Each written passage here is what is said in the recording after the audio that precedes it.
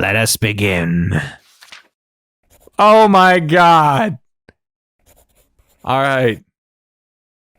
Oh! Oh! Look at them!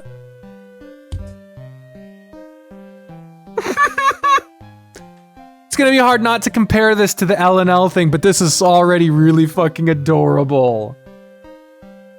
You got the animations.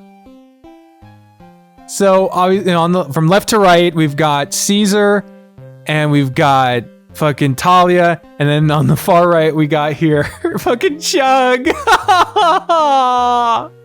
The party scours over the map in the castle's war room, the conflict in the crystal caverns still fresh on their minds. I'm trying to give them a little accent. Weapons speckled with the blood of their enemies weigh on the battle-weary bodies, scarred from countless. Guinevere. All right, she, the fighter. Gwen doesn't have any scars. She's barely taken any damage so far. Mental scars, then. Regardless, 3 paths lay before you. The path towards the eternal plains, Lake Hydra, or the enchanted woods. We got Gwen, I don't remember her fucking name. Bronwyn. As a leader of this party, I suggest we check the lake first. The old wizard told us that we'd need to collect the elemental stones before he could power up our weapons. He's so fucking happy. He's so happy, though. He's so happy. I love it. I love that there's animations. I guess maybe that was the rogue guy. That would be fucking Caesar. The steely rogue slams the table with the hilt of his silver dagger, hissing at the cleric. Slee scale? Sorry. I don't recall electing you as our leader, priest. Slayscale does as he pleases. Oh, geez. Gwennever. And these are fucking weird names, but alright. Guys? The bulky half-orc fighter steps in between the two, placing a hand on her battle axe as a warning. Ahem. Cool it, you two. We need to go into this with our hearts in the right place. Remember what the old wizard said? Right. The Dark Lord has the power to corrupt us if we surrender to despair. Brother, I'll avenge you in the name of our divine goddess. May our hearts be protected by the platinum dragon's power. Oh. The halfling hisses at the pious shark, walking away from the group to skulk in the corner. Whatever. Pray to your precious Bahamut. Bahamut. Is that a Final Fantasy reference? I don't know. I answer only to the shadows. Regardless, we must pick a path forward. What say you, newcomer? Oh, so no ostentatious fucking entry, just plop them in. All right. What do we get? That's you, dude. Oh, right. What are we getting? Oh, here we go. Oh, there he is!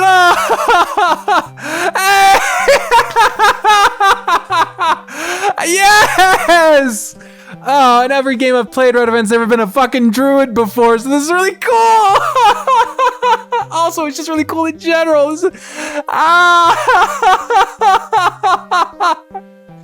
Oh god, this is so fucking cute and cool. I just love this. I love how it's animated and oh, it's such a nice fucking vibe. It's on the crinkled paper and with the fucking 80s fucking music. I'm in love with this.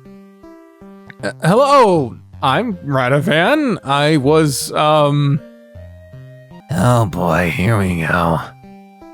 Just improvise. I know you can do it. I was sent by the wizard, as an emissary of the gnomes? That's it, dude. Well met, Radovan. God, What skills do you possess? I am a druid. One sec. Flip. Music cutting. I am a druid. I hold power over the forces of nature. I have come to aid you in your quest. Great job. Welcome to the party. I am Guinevere. Guinevere. That sounds more like a name. Guinevere of the Cradled Coast. We seek to destroy the darkness spread by the dregs. The dregs of the skeletal army of the Dark Lord. Thanks. Yes, that is my desire as well. Wonderful. New meat, fresh for the slaughter.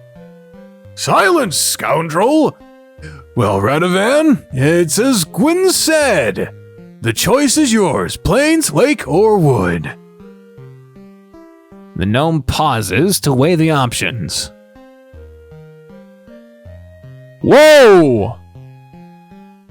That's the fanciful fucking shit. That's the fanciful text. Holy moly cannoli! The woods. My power shall be greater there. Whoa. Oh, great voice. Well, don't be doing that to me, man. Everyone's all surprised. I have to go do a great voice. The woods. My power shall be greater there. That wasn't even a great voice. It's just what I can do. Wow, great voice. Huh, not bad. I will act as your envoy, so do not trespass upon the territory of the fairies. Turns out that fucking I've been reading the fucking the first Discworld book, and I just got past the chapter where the gods of the universe are playing the fate of the heroes as like D&D. So I'm just like they're playing with fucking.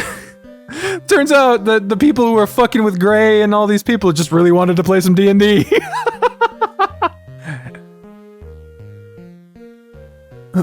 Right, smart thinking, Radovan. Whoa, you got into character fast. But the Fae aren't supposed to show up until... No, I can work with this. Fucking A. All right. Oh, Jesus. This is With the destination set, the party says their farewells to the chief as they return to the open road. It's approximately 11 a.m. What will the party do? I had to take a leak. It's implied that everyone used the bathroom before they left. No, like, I need to go piss right now. Oh. Be quick. That is so dude, my DM when I was playing D&D regularly for my home, his name is Kyle. I had two DMs named Kyle. I want to make sure it was very clear. When I was playing the homebrew campaign that lasted for like over a year plus, he had a bladder the size of a fucking grape. We suspected, and I think it was confirmed, that every time he just didn't know what to do next, he would say he needed to piss. So he would just go up to the bathroom and just think of, oh fuck. They got to where what was next. So I would go up there and think of what to do next. Chuck bumps my shoulder, grinning with pride. Dude, that was good. You understood the vibe right away. Yeah, and that stuff about fairies was spot on. You sure you never played before? I don't know. The words just flowed out. Well, nice to know I won't have to hold back now. It's weird. This should all feel foreign to me, yet I jumped straight into the role. Almost as if I'd done this before. Hear a flush from another room, and soon Caesar slinks back in, fixing his belt. Alright, bladder is sufficiently empty. Let's resume. The turtle claps and we snap back into character. As previously stated, you're standing on the main road heading toward the Enchanted Woods. You can already spot the tall pines toward the east, about a 2 hours journey. Alright, I'll man the cart this time. Make an animal handling check. Seriously, every time? Yes. We've been taking care of these horses for at least 6 months at this point. Just do it. Chug rolls the dice and grabs his character sheet, adding up the numbers on his fingers. That's a 16. The horse neighs happily at you, feeling comfortable in your presence. Yeah, so like I said, I stay outside the cart, stalking it from behind while staying hidden in the tree line. You edgy little... I'm sorry, did you want to get ambushed by bandits again, wench? Of course, my mistake. As you were, cretin. Oh, now they're inside a cart. I'll sit near Bronwyn, toward the front. I have much to ask you about these lands. But of course, ask away, newcomer. For brevity's sake, we'll say you arrive at the edge of the woods after this conversation. Okay, well, I, of course, know this mission. I want to make sure you lot know we're on the same page. Haha. Smooth. To put it simply, our goal is to collect the 3 elemental stones of power, bring them to the ancient shrine, and offer them to the old wizard, who will in turn bestow them with the power to repel evil. Right. Once that's done, we'll be able to storm the capital of the damned and take on the Lord of Shadows himself. Then our fair land will be safe from his evil tyranny once and for all. It makes sense. Yes, very good. You guys are 100% correct. The rogue scoffs at the folly of our heroes, his superior senses allowing him to hear this conversation, even from outside, apparently. Wait, so we are destroying the Lord of Shadows? Indeed. And your friend the Slice Scale has an affinity for the shadows. Yes, and he never misses an opportunity to remind us. Don't blow my cover, dude. Wow. You would. Why am I not surprised Caesar would betray everybody? I saw something about moral alignments in the rule book. Guess this game lets you play however you want. It's an interesting notion, not having to always do the right thing to play the hero. I haven't decided how I want to play this character yet either. Radovan? Never mind. Just let my mind wander. We shall not jump to conclusions. Indeed. But? It's an interesting query, is it not? It is rather curious. Surely you jest. Let us put this as a hypothetical then. Pardon? If we were to all betray each other, how would everyone do it? The room goes quiet. I did not expect that from him, not gonna lie. Yeah, he beat me to it. The druid offers his morbid proposition. You may choose not to respond, however, if you do, you can roll to test if you're lying. I suppose I'll go first. Chug takes a deep breath and lets it out slowly. I, the humble Bronwyn of Witherwood, promise you that I would sooner lay upon the sword myself than to think to betray you, Radovan. I swore an oath to protect my friends. Radovan, would you like to make a perception check? Yes, I want to be sure, or no, I believe him. Fuck you again with the fucking ass. Ay, ay, ay.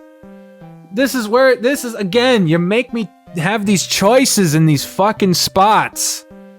Time for me to have another one of these West Wing moments where I overthink these fucking choices. If we're about to go person by person, this is my thinking. 1, if I choose to do a perception check on every person, that would be fair, but it could also offend Gabriel. And I don't want to do that because regardless of what we do in this fucking D&D game, we're still on his route. Not cool. However, if we don't roll on every person and we single out Caesar, that could piss him off. Also, we don't have concrete evidence to show that he's the only person looking to betray us. There are other people that could be trying to do it too. Also, there could be a system where only there's like, there could be 3 rolls possible. And maybe there's a certain set, like the second roll is the one that will catch it. Or maybe that's not how it is, and only the one where you roll against Caesar, or the one where you roll against Talia, or the one where you roll against fucking Gabriel. Those are the ones that only succeed. I don't know. So I made a save state, and this is what I'm gonna do. Instead of spending my time agonizing over this choice, I'm going to try and see what happens when I roll against everyone. But if Gabriel gets upset and he's like, "Oh, dude, you don't believe me? What the fuck?" Then I'm going to backtrack and not do it, and I'm going to go with my second choice here. My second choice is to only roll against the other 2. But my first choice is to roll against everyone. Oh, he doesn't like that. Yes. Dots. Just playing the game, it's nothing personal. Right. Nope, wait, what? Right. No, he didn't like it. Didn't like it. No, I believe him.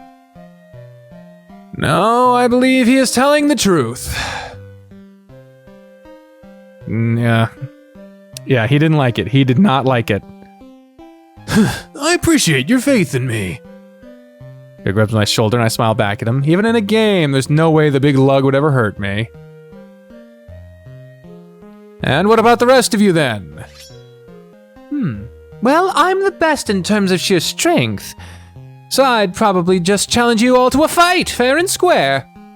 Make sure that you'd have a sporting chance. Oh, I appreciate the warning at least.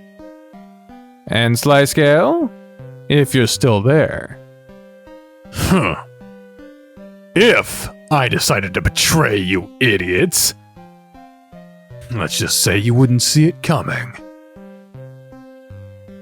I expected as much. Glad you're on our side then. Right. And you, Radovan? How would you do it? I paused to think. I'm not even sure why I asked this anymore. Well. Oh, here we go! First, I would try to lure you all to a place where I have an advantage. Tell you it would be in the greater interest of our quest. Then I would take out the biggest threat first. The fighter girl would need to be separated from the group and disposed of discreetly. After that, I'll try to lure the rogue onto my side, only to stab him in the back when he least expects it. And then, I Got myself choking up. Glancing up at the carpet, I see Chug's eyes glistening. Shit. Nay, this was a foolish topic. Forgive my waffling. Felt like I wasn't even one talking for a second there. Aye. This was rather strange, but I appreciate your honesty. If anything, now we know he won't do it, since he told us his plans. I know to watch my back now. Like I said, 'twas only hypothetical. Besides, squeeze Chug's hand. Friends never betray each other. That's a load of shit. Promises. Never break them. Before this illuminating conversation can continue, you find yourself at the edge of the woods. The horses don't dare to tread any further, and you must continue on foot. Woo! In drawing up. Yay! I secure the cart and leave food for the horses. Gwen, make sure to bring all of our valuables. Right, never know what thieves might be skulking about. The halfling rejoins the party. All right, nobody was following us. Case in point. Radovan will be likely running straight into the enemy's hands. I'll be relying on your affinity for nature to guide us through unscathed. I shall do my best. Felix pauses to change binders, laughing maniacally to himself. Again, giving off toxic DM vibes here.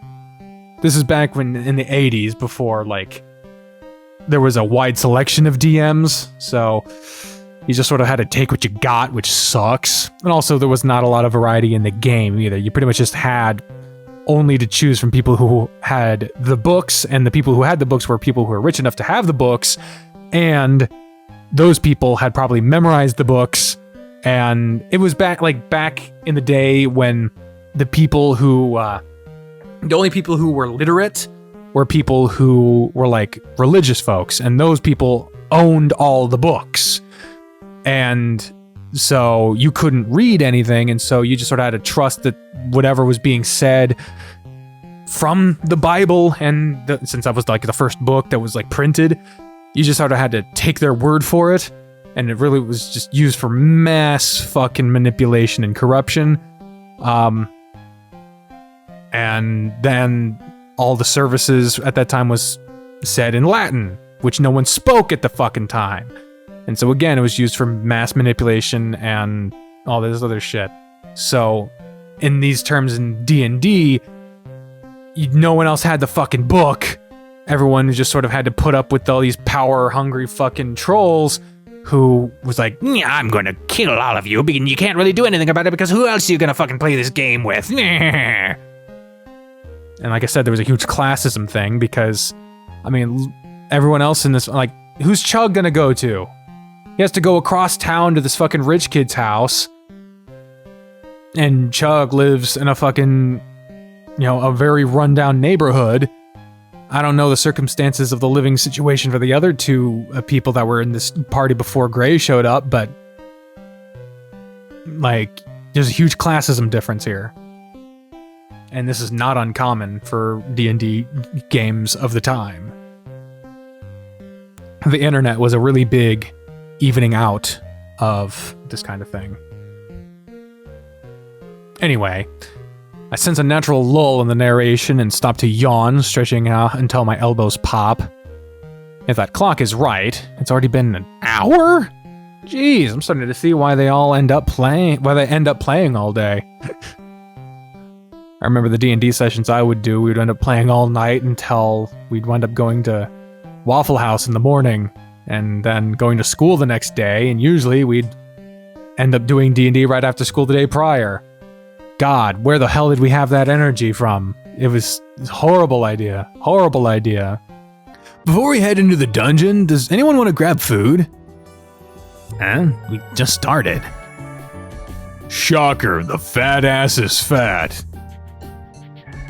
And the dick is being a dick. Water's wet. Dude, are you hungry? still feel our breakfast sitting in my stomach like a rock in decline. I guess I could hold out then. I have a couple of Pop-Tarts in the cupboard if you want. And there he goes. And he's already out the door. You can have one! You hear me? Fucking typical. Yet again, I'm left alone with these kids. I'm warming up to Talia a little. I think Felix is impressed with me so far. But that just leaves. What? You got something to say, dude? By the way, that's a terrible alias. I'd tell you my name if I cared what you thought. Now you're getting it. He's all bark, no bite. Nah, I'm just begging for someone to give me a reason to bite. Will you be the one? Gay? Hey, how long you staying in town for? Hard to say. As long as Chug will have me, I suppose. Get out! So you really did shack up. Yeah, I saw him making out by the pool. Jug's crazy about him. That's adorable! I'm happy for you guys. Caesar's like, oh my god, look at his fucking eyes. Something about a woman squealing over my relationship with a man feels off. That I can't quite place on a finger on why. Let's not jump the gun, okay? We're still figuring things out. Called it. Called it what? Anyway, try not to harsh this mellow old timer. I'm only 25, Junior. I mean, so is Chug, probably. I thought you were way older from how you dressed yesterday. Why you... Wait, you're not all the same age? Nah, I went to the same elementary school as him, and he was a few grades ahead of me. But me and Caesar are both 19, and all four of us are in the same sophomore group. How does that make any sense? Talia, when's his birthday? March 16th. He grabs a little plastic square from his pile of supplies and starts typing on it. So his birthday is already passed. This has turned into a full-blown investigation. Feel an edge. He could come back any second. Oh, we got another dot. Well, let's just check out the dot. Hopefully it's not as freaky as fuck. Oh, wait, no, it's over here. Oh, it's on the timeline. Oh, Felix. Felix, Talia, and Caesar. There we go. Caesar was born in 67, Talia is born in 68, and so Talia and Felix are born in 68, Caesar is born in 67. Nice. Alright, well that was pretty cool to see them all grouped together like that. Maybe we'll see what Gabriel's one is soon. And Caesar, what grade were you in when he graduated? Second? And you're turning 20 next month, right? What are you... Eureka! Based on my estimation, Chug is actually 24? What? That's crazy! Guys, this feels a little... See, I told you guys! What gives, though? He's old enough to have finished college by now. Guys! It sounds a little mean, but the only explanation I can come up with is... Maybe he started late? He just took some years off. I got left back.